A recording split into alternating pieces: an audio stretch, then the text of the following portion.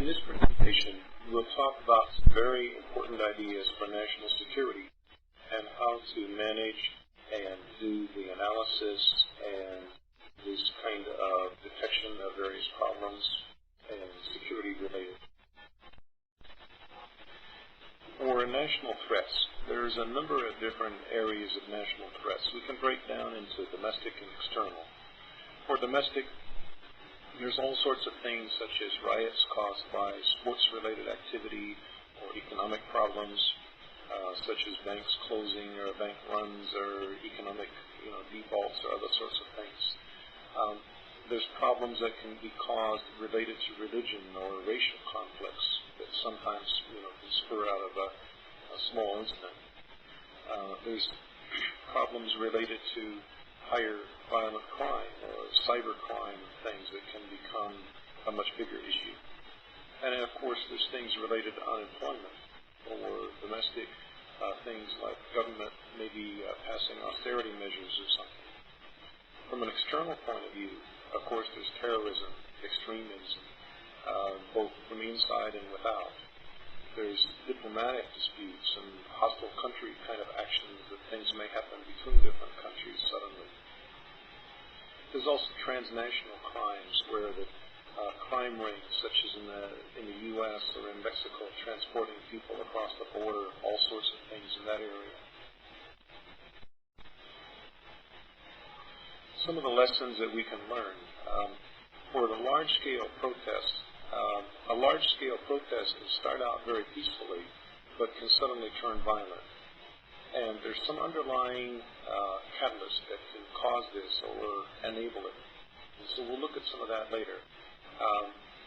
Once this kind of large protest happens and becomes violent, then the natural reaction is some sort of a military curfew or enhanced police presence or other areas. And that itself can cause other problems because there may be other sections of the country that are against that sort of thing. And so this can trigger just kind of a wave of problems from basically violence that actually destroys and damages property to foreign people or investors or elites fleeing the country. It can cause a run on the banks.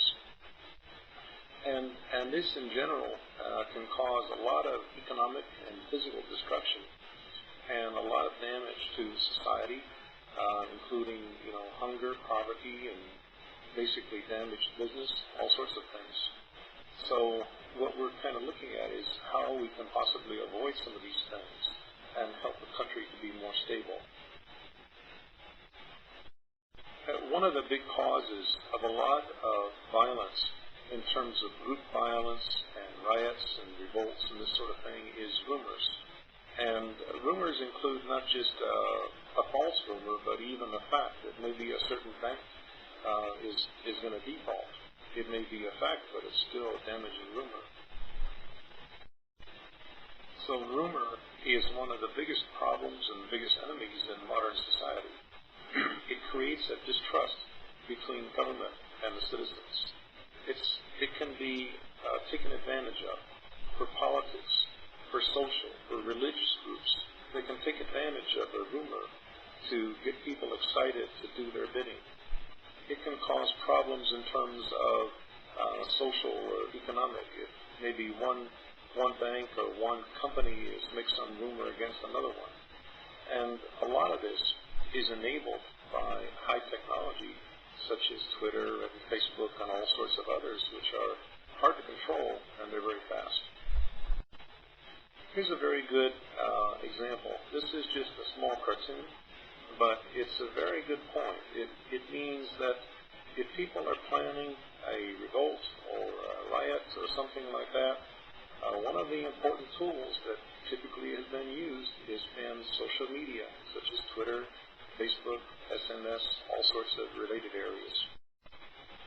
Rumor spreads very fast, and this is a problem. What it means is you need new technology. You need new advanced software. You need new technology in order to catch the rumor very fast and to be able to limit it or control it or neutralize it. There are a number of studies by the London riots that basically suggested that rumors are spread fairly fast and without limit to country area. So what this means, you may have rumors coming in or out of your country from other areas. The rumors can change. They can shift by area. They can revive in different periods. So the key here is that in today's technology, with internet and mobile, the rumors can spread much, much faster, like 100 times faster.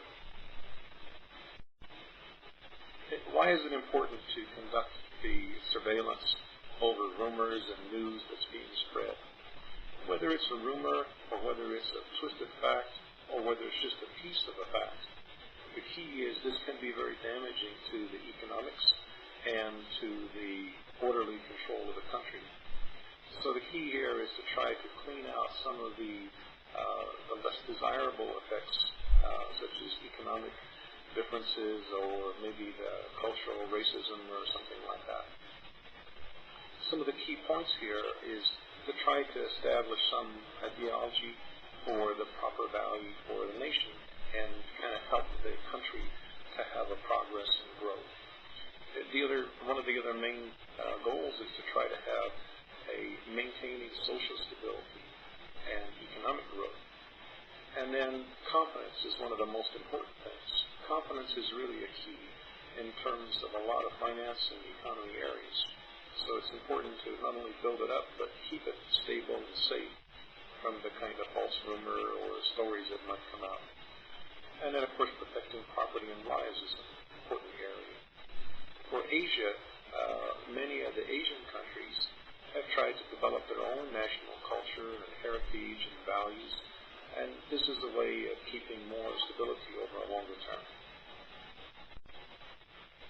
For rumor control and crisis management, it's very important to have the technology and the tools to be able to track, to analyze, to detect, to monitor, and review the kind of news and rumors that's being spread around the market in real time, in a very fast mode, and in a very easy to use and powerful mode for the administrative people using it. So the key here is we can target on those internet services which are most likely related to riots, to this kind of sudden organizations, crowds, masses, and revolts or things like that may happen. Most of these are using some sort of internet service, Facebook, Twitter, email, or instant messages, SMS, and others. And we have some powerful tools that can track these kind of services in real time and help you to catch this kind of thing in the early stage and suppress it before it's damaging. This is very important because it can help you to basically neutralize some of the rumors in the early stage.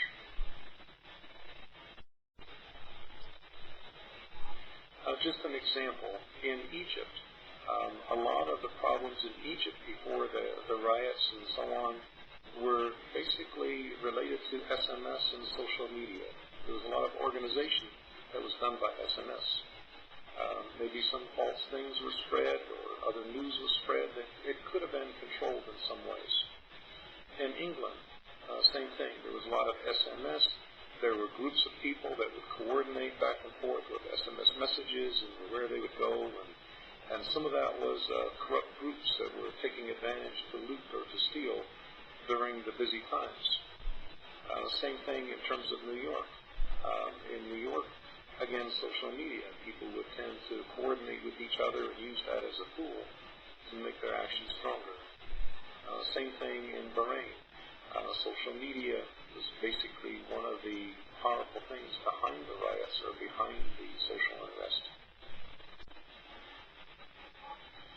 Now, for policies and strategies, one of the things that we can do is we can use very powerful tools and software and solutions to basically allow us to track and intercept a lot of this in the early stage and take action to prevent it or minimize it. And so we have some very powerful software and hardware tools that basically allows you to do lawful interception and surveillance. And this can be done at the major ISPs or at major network points in the network. And basically you can catch the traffic flowing through and not only detect but capture those critical things that you want to look at. This is very important because we can actually look and track in real time this kind of rumors or data that's going back and forth, and you can analyze or pull out things that are potentially important to look at.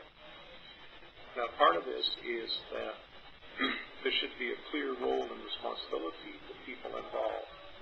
In other words, there needs to be a plan how to manage all these powerful tools and what to do with the data. There should be a crisis management plan and a process that when we discover that a rumor is coming from here or certain things, there needs to be some sort of plan how to deal with that. And this also requires a high-level support of a person, the senior level in the government, to be able to back up the action and back up the plans and what is needed.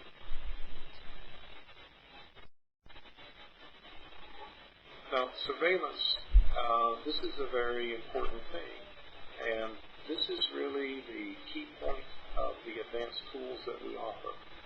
In terms of eDetective and our other tools, this is a very powerful way to target and detect and manage those bits of data and rumors that are coming out of the social network, whether it's email or instant message or Facebook or chat, various kinds of chat, Yahoo Chat or whatever, or whether it's Twitter or others.